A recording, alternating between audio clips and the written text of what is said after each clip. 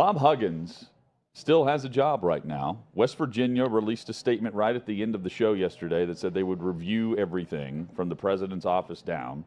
But with the homophobic slur that was used in the radio interview and the doubling down of it in the radio interview in Cincinnati, WLW 700, Chad, I'm stunned that we haven't seen them already relieve him of his duties, given the fact that we have great examples to point to of other organizations, other teams, other media outlets doing the exact same thing in the past.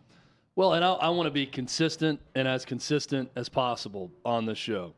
I'm anti-cancel culture. I'm anti someone getting fired for saying something really stupid one time. Mm-hmm. Pretty consistent with that.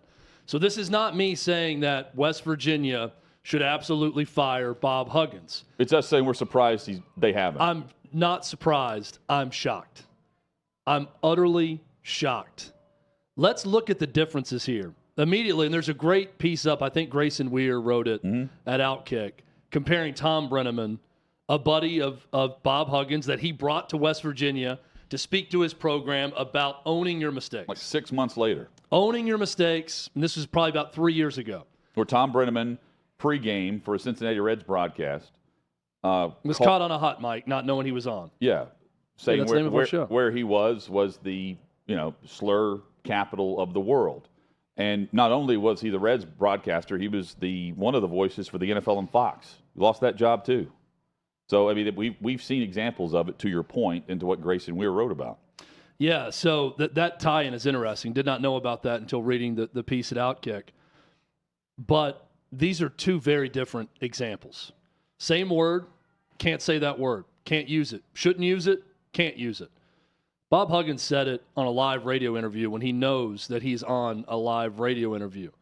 I'm not excusing what Tom Brenneman said, but Tom Brenneman is saying that to one of his coworkers when he thinks that his mic isn't on and he got burned by a hot mic. It happens.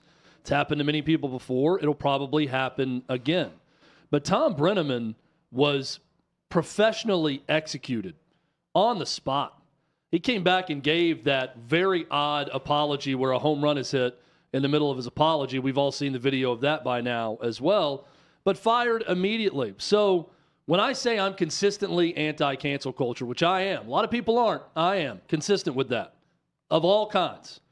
I don't know that Bob Huggins should be fired for this. Now, if there is a recurring theme that we don't know about happening at West Virginia with this kind of language or other issues with Bob Huggins, I'm sure Dan Dockich can lay all of it out for you. He's doing it right now on Twitter and telling you all the problems with West Virginia and Bob Huggins. There's apparently a bunch that I didn't know about that people in the coaching community like Dan know about. Dan also knows a lot about West Virginia University. My conclusion is Bob Huggins not being fired may tell us more about West Virginia than it does Bob Huggins. Because I am convinced that 95% of schools in America would have fired him already. I'm not saying that's the right move. I'm telling you my honest opinion of what would have happened to Bob Huggins. I think he would have been fired before midnight last night after this happened at almost every school. What if Bob Huggins said Catholic bleeps while he was the head coach at Gonzaga or Notre Dame or Baylor or any school affiliated with the church? How would he have been treated? Would have been fired, right? That's my guess. Would have been fired. Wasn't fired, not fired at West Virginia. I'm not going to sit here and say that West Virginia is a backward state.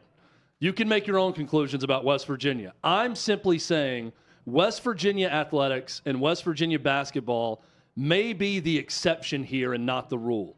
Because the rule of the land right now that we live in is if you say something like this, especially when you intentionally say it into a microphone, you get fired. There are immediate professional problems and consequences with that when you use words like this. That didn't happen here. And I'm starting to believe the longer this goes on, Hutton, that's going to tell us more about West Virginia, their university, their athletic department, than it does Bob Huggins in this. Because you made the Catholic reference as well. And that's exactly why I bring up Notre Dame and Gonzaga and even non-Catholic Christian schools. If he's the head coach at Baylor, the largest Baptist university, or Liberty, and he makes a remark about Catholic bleeps at one of those schools, he's probably gone quickly. Now, Liberty has their own issues also that we're not going to get into here. Maybe that's a bad example, but I think most Christian institutions would have fired him. Well, institutions make their own. Most state universities, based on where you are in the country, would have fired him pretty much immediately. Yes, but yes. But we also know, like, winning gets you certain places, right? And in this case, normally he's out the door. I'm with you. I'm surprised we haven't seen this yet. I still expect it to happen. And I mean, it's based on the audio.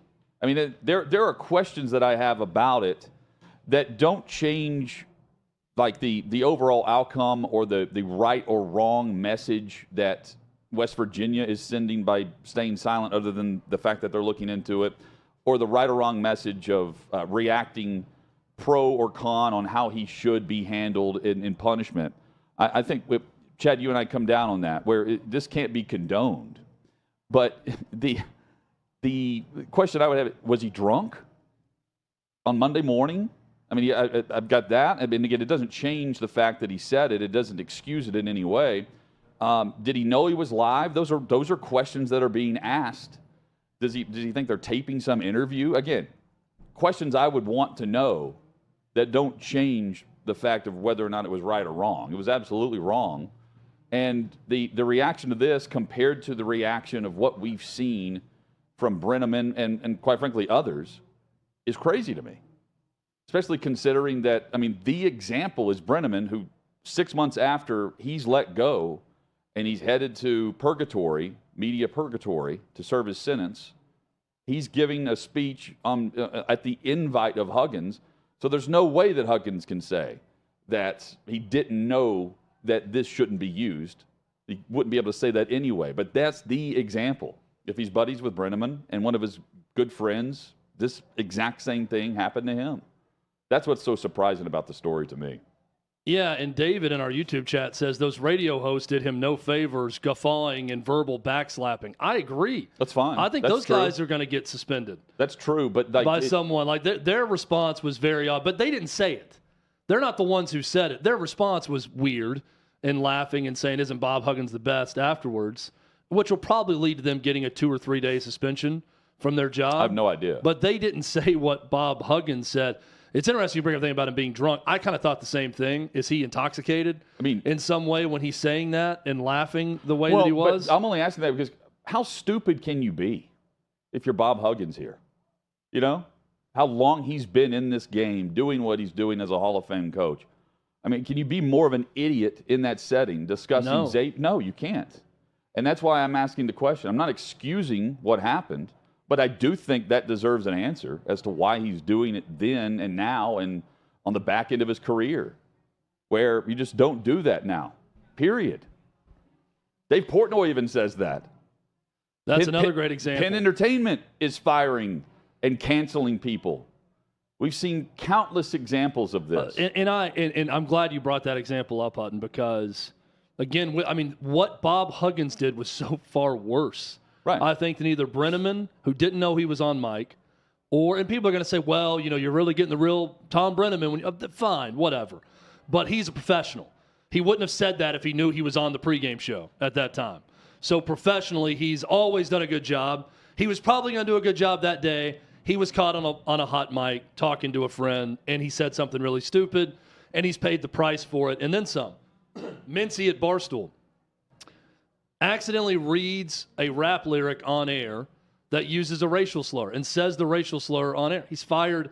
I think Davey did the research for us 2 or 3 days later. Maybe this takes the same time frame, and Bob Huggins ends up getting fired 2 or 3 days after making the mistake. Yeah, it was a couple days after. But again, what he did is so far different than what Bob Huggins did. What Bob Huggins did is far worse.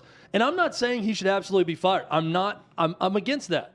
If it's one mistake, he's owned up to the mistake, and you feel like if you're West Virginia, this was an outlier, this is not who he is, everyone has a bad morning or a bad day, I'm fine with them retaining him as the head coach.